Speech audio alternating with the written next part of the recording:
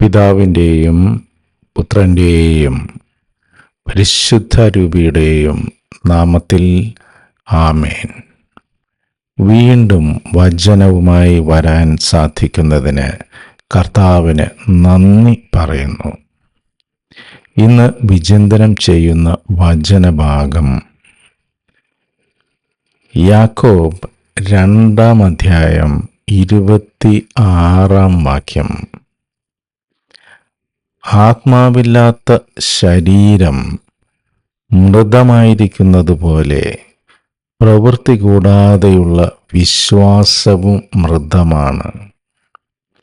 ആത്മാവില്ലാത്ത ശരീരം മൃതമായിരിക്കുന്നത് പോലെ പ്രവൃത്തി കൂടാതെയുള്ള വിശ്വാസവും മൃതമാണ്.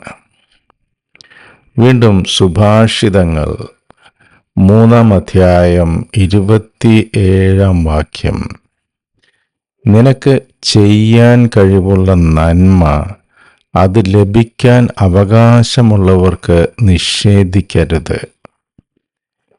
നിനക്ക് ചെയ്യാൻ കഴിവുള്ള നന്മ അത് ലഭിക്കാൻ അവകാശമുള്ളവർക്ക് നിഷേധിക്കരുത്. വീണ്ടും വിശുദ്ധ മത്തായി എഴുതിയ സുവിശേഷം 5-ാം അധ്യായം 14-ാം വാക്യം. നിങ്ങൾ ലോകത്തിൻ്റെ പ്രകാശമാണ്. മലമുകളിൽ പണിതുയർത്തിയ പട്ടണത്തെ മറച്ചു വയ്ക്കുക സാധ്യമല്ല. വിളക്ക് കൊളുത്തി ആരും പറയുടെ കീഴിൽ വയ്ക്കാറില്ല, പീഠത്തിന്മേലാണ് വയ്ക്കുക. അപ്പോൾ അത് ഭവനത്തിലുള്ള എല്ലാവർക്കും പ്രകാശം നൽകുന്നു. അപ്രകാരം മനുഷ്യർ നിങ്ങളുടെ സത്പ്രവൃത്തികൾ കണ്ട് സ്വർഗസ്ഥനായ നിങ്ങളുടെ പിതാവിനെ മഹത്വപ്പെടുത്തേണ്ടതിന് നിങ്ങളുടെ വെളിച്ചം അവരുടെ മുമ്പിൽ പ്രകാശിക്കട്ടെ. ദൈവവചനമാണ് നമ്മൾ കേട്ടത്. നമുക്ക് ദൈവത്തെ സ്തുതിക്കാം. യേശുവേ നന്ദി. Hallelujah, hallelujah. Praise you Jesus. Thank you Jesus.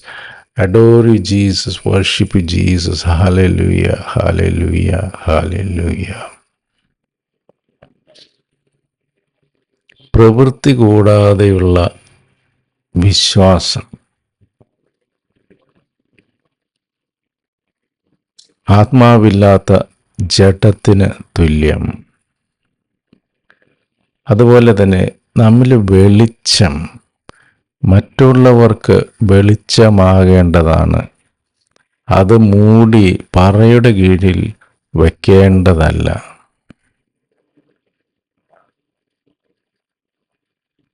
പ്രവൃത്തി കൂടാതെയുള്ള വിശ്വാസം ഒന്നിനും ഉതകുകയില്ല. ഇപ്പോൾ ഇത് ഇന്നൊരു വാരാന്ത്യം, ഞായറാഴ്ചയാണ്.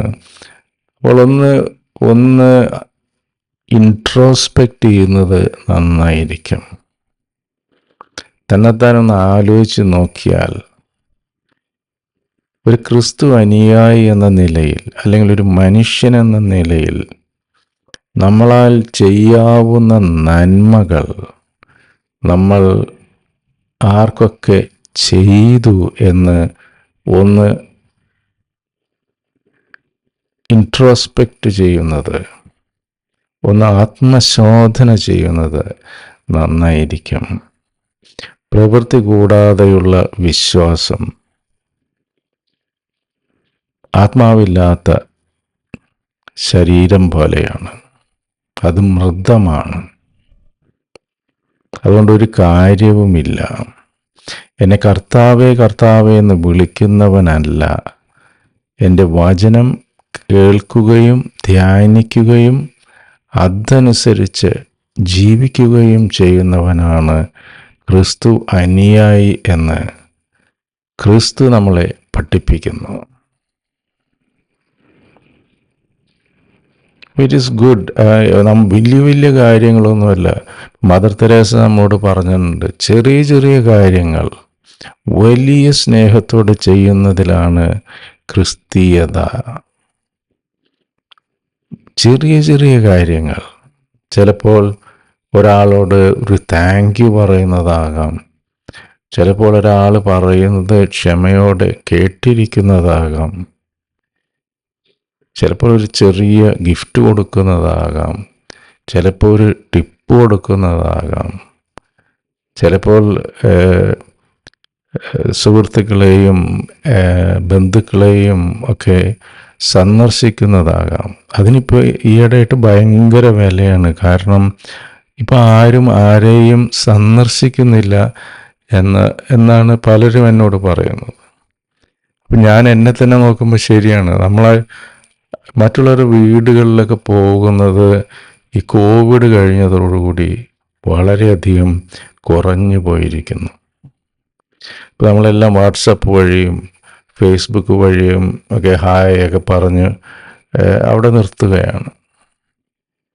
നമ്മൾ ഫിസിക്കലി ഒരാളുടെ വീട്ടിൽ പോവുകയോ അവരായിട്ട് സംസാരിക്കുകയോ സമയം പങ്കിടുകയോ ഒന്നും ചെയ്യുന്നില്ല. അപ്പോൾ ഈ മദർ തെരേസ പറഞ്ഞ വാക്കുകൾ ഈ കാലഘട്ടത്തിൽ വളരെ വിലയേറിയതാകുന്നു. അതായത് ഒരു ക്രിസ്തു അനുയായി എന്ന് പറഞ്ഞ് വലിയ വലിയ കാര്യങ്ങൾ ചെയ്യാൻ കാത്തിരിക്കുന്നതിനേക്കാൾ നല്ലത് ചെറിയ ചെറിയ കാര്യങ്ങൾ വലിയ സ്നേഹത്തോടെ ചെയ്യുന്നതിലാണ് വിജയം. ഈ ഒരു തിരിച്ചറിവിലേക്ക് ദൈവം നമ്മളെ വിളിക്കുന്നു. നമുക്ക് അടുത്ത ആഴ്ചകളിൽ, ഈ വരുന്ന ആഴ്ച, ഈ ആഴ്ച ചെയ്തതിനേക്കാൾ കൂടുതൽ സത്പ്രവൃത്തികൾ വലിയ സ്നേഹത്തോടെ ചെയ്യുവാൻ നമുക്ക് ശ്രമിക്കാം. അപ്രകാരം നമ്മിൽ വെളിച്ചം മറ്റുള്ളവരുടെ മുമ്പിൽ പ്രകാശിക്കട്ടെ.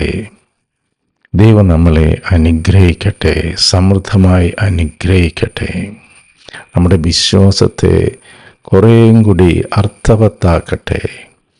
ഈ ഒരു പ്രാർത്ഥന നമുക്ക് സർവേശ്വരൻ്റെ മുൻപിലേക്ക് വയ്ക്കുകയും അത് പ്രാവർത്തികമാക്കാൻ ശ്രമിക്കുകയും ചെയ്യാം.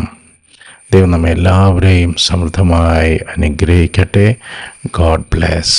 നിങ്ങളും എനിക്ക് വേണ്ടി പ്രത്യേകം പ്രാർത്ഥിക്കുമല്ലോ. ആമേൻ.